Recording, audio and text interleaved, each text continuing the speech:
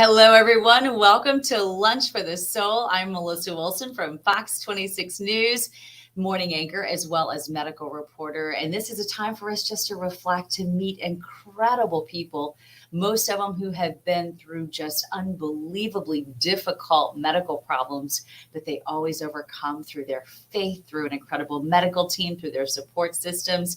And that is certainly the case for our next guest. I want you to please welcome Elizabeth Nichols, amazing mom extraordinaire. Welcome to Lunch for the Soul, and thank you very much for being here with us today. Thanks so much. I'm excited to talk to you. Well, I am thrilled you were here. I was just looking at my cup and it made me think about you. It says faith can move mountains. I got this at the Museum of the Bible in DC, and I feel like that your faith has certainly moved mountains for you and your family. Let's just start from the very beginning and talk about what was going on. So you moved to Houston for 1 year, or about a year, to help your little girl. But let's go back in time to what was going on during your pregnancy. What was that, about 4.5 years ago? Yes. So this was December of 2017 is kind of when it started. Mm-hmm. It was maybe a week before Christmas. We were about to find out the gender of our baby. So in my mind, this is going to be this wonderful Christmas surprise. And I go in for that scan, and we went through a process of 4 misdiagnoses, but we knew that week before Christmas that there was something very wrong with her anatomy of her heart. And so through the next, I want to say like a month and a half, it was a lot of waiting for appointments. And we finally landed on the diagnosis of hypoplastic right heart syndrome, which essentially means that she was going to be born with half of a heart. And 30 years ago, maybe 40 years ago, these kids just didn't make it. They called them blue babies, and you would have the baby and then just hold the baby as much as you could, and they would eventually pass away. But thanks to so many medical advances, there's now an option of giving these children a series of typically 3 heart surgeries, a Norwood or PA band. Sunley had a PA band, and then a Glenn, and then a Fontan procedure. And that's usually done within the first about 4 years of life. I'm sorry, I didn't mean to interrupt you. I was just going to say, when I see this photo of your emotions and you're holding your newborn baby, and I just feel so much in you. At this point, you really didn't know what was to come for her future, did you? No, at that point, Sunley's now been born. We have our entourage of family with us in Houston. She was induced to make sure we had the right team there for her. And that particular moment is actually me handing her off. Oh. So I got to hold her for just a second. And yeah, I mean, that is the moment where I am giving my child to the Lord completely. And just saying, okay, let's do it. I'm ready to go. Yeah. And the fact that you said that you're not just giving your baby over to nurses who are about to sweep him away, but to the Lord. Yes. How important was it for you to have that faith, to know that this was bigger than anything that anybody physically could do, that this had to come almost from a higher power? Yeah, I tell people all the time, her prognosis, her diagnosis is and was so heavy that it was almost easier to give up control, because there was nothing I could do. There was nothing in my diet I could change. There was nothing really about her environment I could change except getting her to the right hospital. And so it was almost easier to put my trust in him. But I'll tell you too, like, her middle name is Summit. So the mountain cup you showed at the beginning is very appropriate. And her middle name is Summit because the moment we received her heart diagnosis, I was just flooded with a lot of emotions, but immediately, and I had never experienced this so tangibly up until this point, but immediately my soul quoted to myself Habakkuk 3:16 through 19. You make my feet like the feet of a deer. You enable me to summit the highest peaks. And in that moment, I thought, okay, I shouldn't be surprised, but that was a fulfilled promise of God, that if you hide scripture in your heart, he will bring it to you when you need it. And I experienced that immediately, moment one of being a heart mom. And so that's why her middle name is Summit. And she has continued to move mountains, and we have had so much prayer support. And like you said, I mean, there's just nothing we can do. There's really very little that friends and family can do for us when we're going through medical crises. But we were lifted by prayer, and we felt this tangible power of prayer that got us through so much. And it's the only reason we can have joy and peace throughout all the moments that she's had and all the moments that she will have. And that to me is the miracle. That photo that you showed of her right after she was born, that baby was prayed for hard all around the world. And every single doctor and nurse that was in there the moment she was born, I think there was probably 20 people in the room when she was born. And I remember looking around thinking, every person in this room has been prayed for. The team has been prayed for. And so that brought us a lot of joy and a lot of peace. And we all hoped that when she was born, they would just say, oh, we were wrong. Her heart's fine. You can just go home and go back to normal. And that's not the miracle that we received. But the miracle is that we have joy throughout all of it. When I take a look at this photo and look how tiny she looks, was this, it looks almost like you're in an emergency room. Did you have to go back for something at this point? Yes, this is one of her many emergency visits. And I love this picture, because she does look so tiny on that little bed. That's my husband, Derek. And you can kind of see his feelings as well.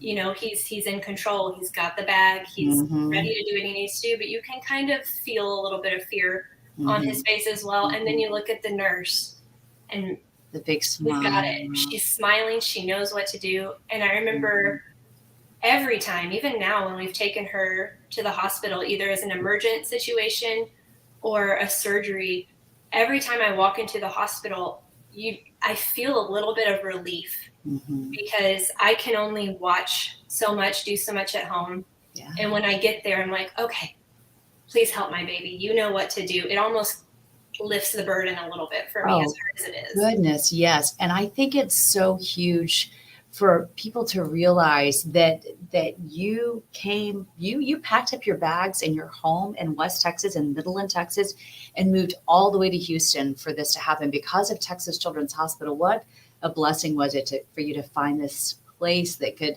where I love the concept where your baby can be born there and then they can sweep them off just into a suite of, feet away basically, and begin surgery if they need to, so they can take care of mom and baby at the pavilion for women. She actually had a procedure, not a big surgery, but a procedure immediately on the little bed beside me. And then they took her to the NICU. Dad followed. He was able to come back, check on me, go back and forth.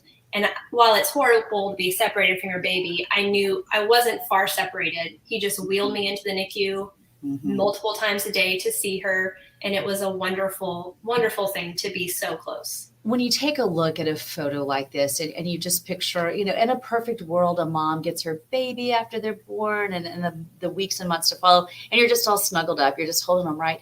How were you even able to be able to touch your baby? Was touch even possible? Did you have to look out for wires? How did you navigate that emotionally as well as very physically, because it looks tough to do? That's a long answer, and I'll try to keep it pretty brief. I would say, first of all, the nurses and the staff at TCH are excellent at this part. They want the mothers to bond with their babies. They facilitate as much touching and holding as you can do. And this was right after, I think, her first surgery, this one. And I remember seeing photos like this as we got ready for her to be born, because I tried to read and desensitize myself as much as I could to things like that. It wasn't as bad when it's your own baby. Somehow I think a mother goes into I call it go mode. So you can take a lot in the moment as a mom. I think a lot of us kind of hold things in, and then we okay, I'm going to process that later. And that's kind of what I did. But yeah, I was able to, she liked to be stroked a lot on her leg. And so I would do that a little bit. This is a tip I give to all heart moms or NICU moms. I am very into dressing my baby. That's kind of how I bond with all of my newborns. That's Yeah. just one thing that I really, really Change them 3 or 4 times a day because you can, right? Totally. And so that was actually weirdly difficult for me to not be able to dress her. So I got washi tape and I would put it on all her little stickers and all her little lines. And I would draw designs on the tape that's on her face, and I would do bows when I could, and socks. And that was like, this girl had so many socks. I can't even, it was like, and that's what you do. So it was different, and it's very sad. And people are going to hear that story and feel very sad. And it is. We live in a broken world, but you can either sit in the hospital and just be sad about what's happening to your baby, or you can find ways to bond. Well, and you had a lot of smiles on the way. I have some examples of that. I mean, you had moments where, I mean, look at that smile. I mean, of everybody in the family, right? That's what, before I was a heart mom, you know, you'd see pictures or stories of kids that spent months in the hospital or different things, and you would just think, oh, poor baby. And it's sad. I'm not saying it's not sad. It's very sad. But when you're in it, these babies are fine. Yeah. They're happy. As far as their mood, like, do they have hard days and trauma? Absolutely. And I don't want to downplay that at all. But they're still able to find joy. And I think that's something that adults can often learn from. I mean, this picture, so this is a recent picture. She's growing up, this was her first smile after her surgery. So suddenly this time, it's a much different ball game when they're toddlers than when they're babies and they have surgery. And she had her birthday in the hospital this year, which sounds very sad. She loved it. She's asking for another birthday in the hospital. So I love that. She got so many presents. Well, she has an amazing doctor. I got to meet Dr. Ayers right here, a photo with her from Texas Children's at Baylor College of Medicine.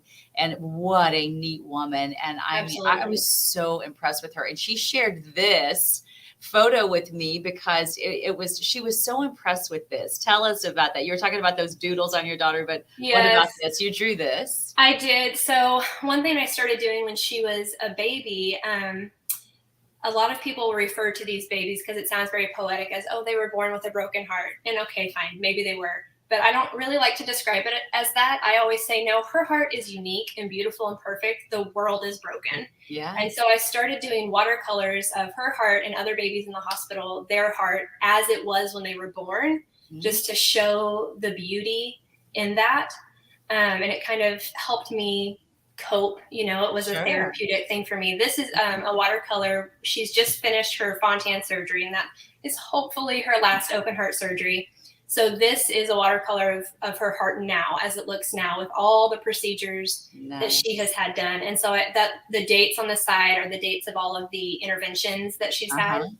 And I gave a copy to her surgeon and her cardiologist and her interventional cath doctor, and then our favorite nurse practitioner that's just been with us every step of the way. Oh, that is just the neatest thing. And look at this here, just so sweet. And that's one of the very incredible nurses that we had. Her name is Abby Gardea, and she's fantastic. She still works there as well. Oh, that's awesome. And just seeing here how let me get rid of this little banner so you can get a better idea of her. I mean, she's just being a kid in the hospital, right? Just riding around all over the place, not a care in the world. Guessing this is during the pandemic. Yes. This was right after her Fontan. This is her PT team, and that is a biker jacket.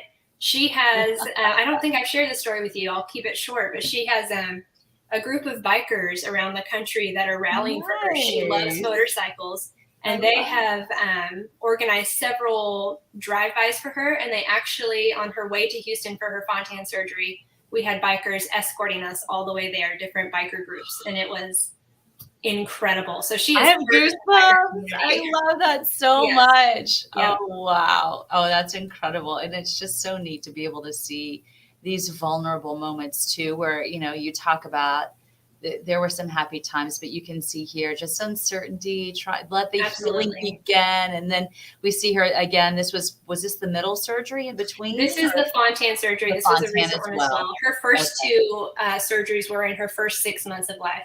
So this photo is right after her surgery. And, you know, I've had a hard time. When she was a baby, I really wasn't sure how much do I share. Sure. You know, do I Sure. post photos like this? Hmm.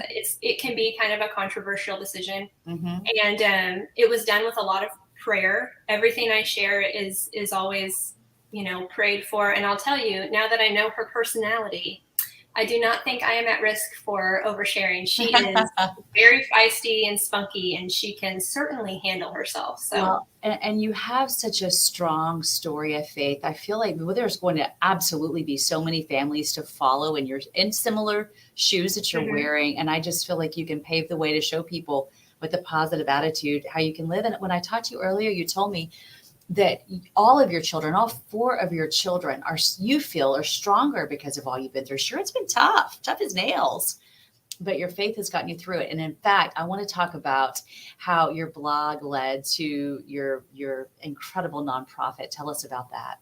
Yeah, so we have now officially started a nonprofit. It's called Right with Light Project. And we had our first annual fundraiser this summer. And I just kind of put out there, hey, we're going to have a lemonade stand to raise money. Our phrase has always been, we're making lemonade out of the lemons that we've been given. So Mhm. I said, you know, if you want to sign up, I'm making this nonprofit. You'll get a box of sunshine to kind of market and brand the lemonade stands. And I thought maybe like 5 or 6 would sign up, and we had 32 lemonade stands in 13 states around the country, and it was just incredible. So, and like you said, I mean, there are moms all the time receiving diagnoses like this, and whenever I started Googling, there wasn't a lot of positivity out there Mhm. for me to see. And so I'm hoping by doing this, other moms, when they get the diagnosis, will almost have, you know, a path to see her life is not less than. Our lives have certainly been made deeper and full of so Mhm. much more joy than we could have had. And I'm not just saying that. And so I'm hoping that will give a little bit of hope to new families going through this. I think it's incredible that through those people from Alaska to Georgia, you were able to raise more than $30,000. And now you're going to be donating some of that to Texas Children's this year. We are donating all of that to a new program at Texas Children's called the Fontan Go program, because kids that have a Fontan procedure, none of these surgeries are fixed for Sunley. They're all palliative.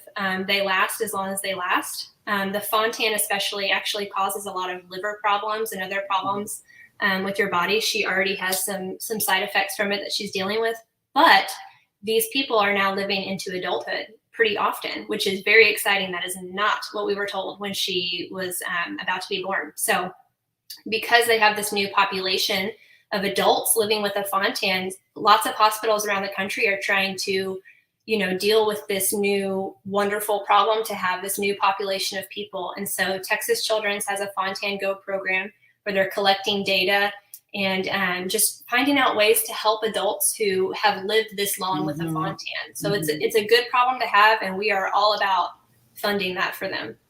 Well, I want to make sure that people can find you. So you Yes. have your blog still. They can also find you through your nonprofit. So tell everybody how they can go to those two websites, perhaps support what you do, either through emotional support, through prayer, through financial gain, any way that they can help you out.